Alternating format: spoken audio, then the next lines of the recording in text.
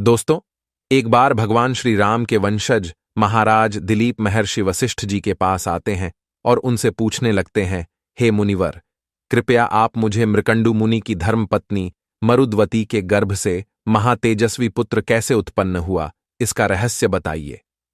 मृकंडु मुनि ने ऐसा कौन सा कार्य किया जिससे उन्हें कम आयु वाली संतान हुई और फिर उसे दीर्घायु कैसे प्राप्त हुई। तब महर्षि वशिष्ठ जी कहते हैं, हे राजन, आपने उचित ही प्रश्न किया है।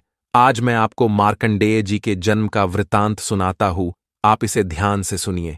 जो भी मनुष्य मार्कंडेय जी की इस प्राचीन कथा का श्रवण करता है, उसे मृत्यु का भय नहीं रहता है, उसकी अकाल मृत्यु नहीं होती है और भगवान शिव सदैव ही उसकी रक्षा करते हैं। हे राजन, पूर्वकाल की बात है। पृथ्वी लोक पर महामुनि मृकंडु अपनी भार्या मरुद्वती के साथ अपने आश्रम पर निवास कर रहे थे। अनेक वर्षों तक उन्हें कोई संतान नहीं हुई, तो उनकी पत्नी ने उनके सामने पुत्र प्राप्ति की इच्छा प्रकट की।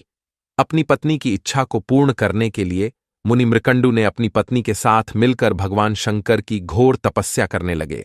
अनेक वर्षों तक तपस्या करने के पश्चात भगवान शंकर उन पर प्रसन्न हुए और उन्हें साक्षात दर्शन देकर कहने लगे, हे मुनिवर, मैं तुम्हारी भक्ति से अत्यंत प्रसन्न हूं, तुम अपनी इच्छा के अनुसार वरदान मांग लो।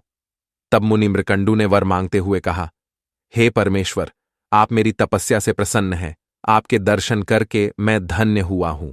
हे प्रभु, अब तक मुझे कोई संतान नहीं हुई है, इसीलिए मैं पुत्र प्राप्ति की कामना करता हूं, कृपया आप मुझे पुत्र प्रदान कीजिए। तब भगवान शंकर बोले, हे मुनिवर, क्या तुम उत्तम गुणों से हीन चिरंजीवी पुत्र चाहते हो या केवल 16 वर्ष की आयु वाला एक गुणवान एवं सर्वज्ञ पुत्र पाने की इच्छा रखते हो। भगवान शंकर के इस प्रकार से पूछने पर धर्मात्मा मृकंडु ने कहा, हे जगदीश्वर, मैं गुणहीन पुत्र नहीं चाहता, उसकी आयु छोटी ही क्यों ना हो, किंतु वह गुणवान और सर्वज्ञ होना चाहिए। इसीलिए आप मुझे 16 वर्ष की आयु वाला गुणवान पुत्र ही प्रदान कीजिए। फिर भगवान शंकर बोले, हे मुनिवर, ठीक है, तो मैं तुम्हें यह वरदान देता हूं कि तुम्हें 16 वर्ष की आयु वाला एक पुत्र होगा, जो परम धार्मिक, सर्वज्ञ, गुणवान, यशस्वी और ज्ञान का समुद्र होगा। वह तीनों लोकों में कीर्ति प्राप्त करेगा। इस प्रकार से वरदान देकर भगवान शंकर उस स्थान से अंतर्ध्यान हो गए। भगवान शंकर से वरदान पाकर मुनि मृकंडु और उनकी पत्नी दोनों संतुष्ट हुए और आश्रम पर चले गए। फिर कुछ ही दिनों के बाद मुनि मृकंडु की पत्नी मरुद्वती गर्भवती हुई। मुनि ने विधिपूर्वक गर्भधान का संस्कार किया। तदनंतर उन्होंने गर्भ के बालक में पुरुषत्व की वृद्धि के लिए एक शुभ दिन विधि के अनुसार अच्छे ढंग से पुंसवन संस्कार किया। जब 8वां मास आया, तब मुनि मृकंडु ने संतान की सुखपूर्वक उत्पत्ति के लिए सीमंतोन्नयन संस्कार किया, ताकि बालक का जन्म होते समय किसी प्रकार का विघ्न उत्पन्न ना हो। फिर बालक के जन्म का समय आने पर मरुद्वती के गर्भ से सूर्य के समान तेजस्वी पुत्र का जन्म हुआ। वह बालक अत्यंत सुंदर तथा तेजवान दिखाई पड़ रहा था। चारों दिशाओं में प्रसन्नता छाने लगी। समस्त देवतागण भी स्वर्ग से उस बालक के जन्म की प्रशंसा करने लगे।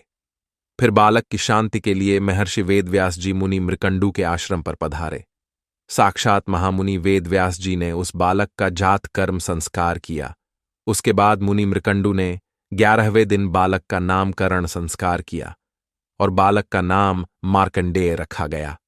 उस बालक को देखकर नगर के समस्त निवासी आश्चर्यचकित होकर कहने लगते थे, अहो, इस बालक का रूप कितना अद्भुत है, इसके अंदर अद्भुत तेज है, इसके अंगों के लक्षण भी अद्भुत है। ऐसा प्रतीत हो रहा है साक्षात भगवान शंकर ही इस बालक के रूप में प्रकट हुए हैं। फिर मृकंडु मुनि ने 4थे महीने में बालक को घर से बाहर निकाला। 6ठे महीने में उस बालक का अन्नप्राशन कराया। फिर 2.5 वर्ष की आयु में चूड़ा कर्म करके श्रवण नक्षत्र में कर्णवेद किया। फिर मृकंडु मुनि ने बालक के ब्रह्म तेज की वृद्धि के लिए 5 वर्ष की उम्र में उसे यज्ञोपवीत दे दिया और उसे वेद पढ़ाया। फिर मार्कंडेय जी ने अपने गुरुओं से ज्ञान प्राप्त किया और अपनी विलक्षण बुद्धिमता से समस्त गुरुओं को प्रसन्न किया। इस प्रकार से वर्ष बीतने लगे और जब मार्कंडेय जी का 16वां वर्ष प्रारंभ हुआ, तो उनके पिता मृकंडु का हृदय शोक से भर गया। उनके संपूर्ण इंद्रियों में व्याकुलता छा गई। वे दुखी होकर विलाप करने लगे। अपने पिता को शोक करता हुआ देखकर मार्कंडेय ने अपने पिता से उनके शोक का कारण पूछा। तब मुनि मृकंडु ने मार्कंडेय जी से कहा, हे पुत्र, भगवान शंकर ने तुम्हें केवल 16 वर्ष तक की ही आयु प्रदान की है। अब तुम्हारी 16 वर्ष की आयु की समाप्ति का समय निकट आ चुका है। उसके बाद तुम्हारी मृत्यु हो जाएगी। अपने पिता का यह कथन सुनकर मार्कंडेय ने कहा, हे पिताश्री, आप मेरे लिए कदापि शोक ना कीजिए। मैं ऐसी तपस्या करूंगा जिससे मैं अमर हो जाऊं। महादेव सभी को मनोवांछित फल प्रदान करते हैं। वे मृत्यु को जितने वाले त्रिनेत्रधारी सर्वज्ञ है, वे कालों के भी काल महाकाल है। मैं उन्हीं की आराधना करके अमरत्व को प्राप्त करूंगा। अपने पुत्र की बात सुनकर उसके माता पिता को बड़ा आनंद हुआ। उन्होंने अपने शोक का त्याग किया और कहने लगे, हे पुत्र, तुम अवश्य ही भगवान शंकर की शरण में जाओ। उनसे बढ़कर दूसरा कोई हितैषी नहीं है। जो संसार में किसी के लिए भी संभव नहीं है, भगवान शंकर उसे भी संभव बना सकते हैं। वे काल का भी संहार करने वाले हैं। भगवान शंकर ने ही समुद्र मंथन से प्रकट हुए अग्नि के समान भयंकर हलाहल विष का पान करके तीनों लोकों को बचाया था। इसीलिए हे पुत्र, तुम भगवान शिव की ही शरण में जाओ। वे ही तुम्हारा कल्याण करेंगे। इस प्रकार से अपने माता पिता की आज्ञा पाकर मार्कंडेय जी दक्षिण दिशा में समुद्र के तट पर चले गए और वहां पर विधिपूर्वक अपने ही नाम से एक शिवलिंग स्थापित किया।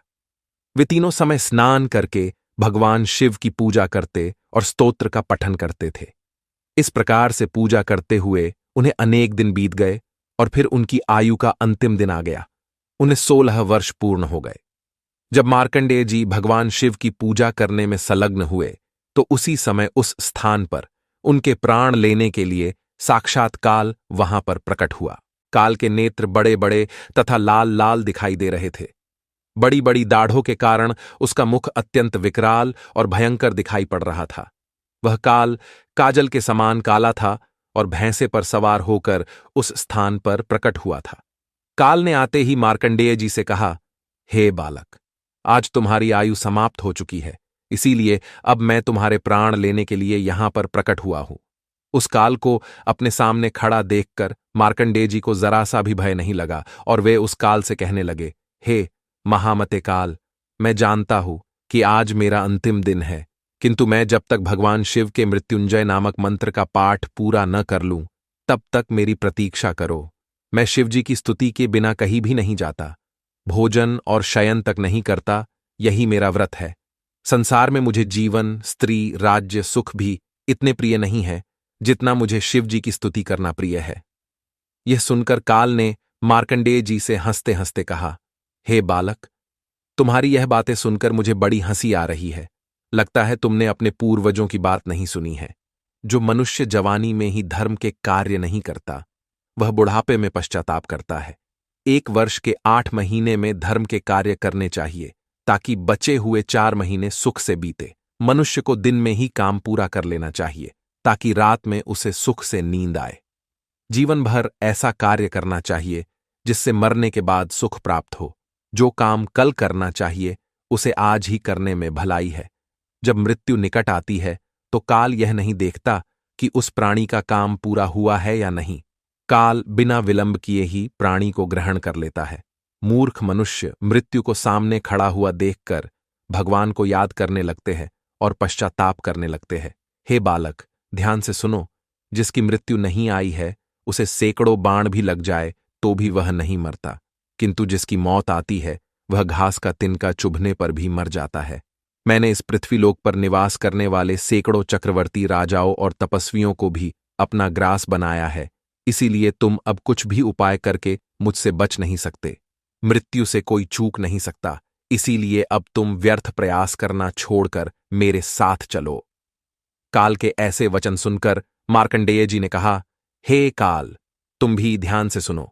जो भी भगवान शिव की स्तुति में लगे रहने वाले मनुष्य के कार्य में विघ्न डालता है, वे शीघ्र ही नष्ट हो जाते हैं। इसीलिए मैं तुम्हें रोक रहा हूं, तुम मुझे भगवान शिव की स्तुति करने से ना रोको। जिस प्रकार से सिपाहियों पर राजा शासन करता है, उसी प्रकार से शिव जी के भक्तों पर केवल उनका ही शासन चलता है, कोई उन्हें आदेश नहीं दे सकता। भगवान शिव के सेवक पर्वतों को भी विदीर्ण कर डालते हैं, समुद्रों को भी पी जाते हैं, तथा पृथ्वी और अंतरिक्ष को भी हिला डालने में समर्थ होते हैं। इतना ही नहीं, वे ब्रह्मा और इंद्र को भी तिनके के समान समझते हैं। शिवजी के सेवकों के लिए कोई भी कार्य असंभव नहीं है। भगवान शिव के भक्तों पर मृत्यु, ब्रह्मा, यमराज, यमदूत तथा अन्य कोई भी देवता अपना प्रभुत्व स्थापित नहीं कर सकते। हे काल, क्या तुमने महान ऋषि मुनियों के वचन नहीं सुने हैं कि शिव जी के भक्तों पर कहीं पर भी आपत्ति नहीं आ सकती? सूर्य, ब्रह्मा, इंद्र आदि संपूर्ण देवता भी यदि शिव के भक्तों के विरुद्ध हो जाए तो वे उनका बाल भी बांका नहीं कर सकते। मार्कंडेय जी के इस प्रकार के वचन सुनकर काल को बड़ा क्रोध आ गया और वे आंखें फाड़ फाड़ कर उसकी ओर देखने लगे, मानो वे तीनों लोकों को निगल जाएंगे। क्रोध में आकर काल ने मार्कंडेय जी से कहा, अरे दुर्बुद्धि बालक, तू किसे चुनौती दे रहा है? गंगा नदी में जितने बालू के कण नहीं हैं, उतने ब्राह्मणों का मैंने संहार कर डाला है। मैं अभी तुम्हें मेरा बल और पराक्रम दिखाता हूं, अभी तुम्हारे प्राणों को शरीर से अलग कर देता हूं। तुम इस समय जिनका सेवक होने का नाटक कर रहे हो, देखते हैं वे महादेव भी तुम्हारी रक्षा कर सकते हैं या नहीं। इस प्रकार से गर्जना करते हुए उस काल ने विकराल रूप धारण करके मार्कंडेय जी के प्राण लेने के लिए आगे बढ़ा। उतने में भी भगवान शिव उस शिवलिंग से प्रकट हो गए। भगवान शंकर का रूप अकल्पनीय था। लंबी लंबी जटाएं, मस्तक पर चंद्रमा, गले में भयंकर वासुकी नाग, हाथ में त्रिशूल लिए शिवजी मेघ के समान प्रचंड गर्जना करते हुए काल के सामने प्रकट हुए और उन्होंने उसकी छाती में लात मारी।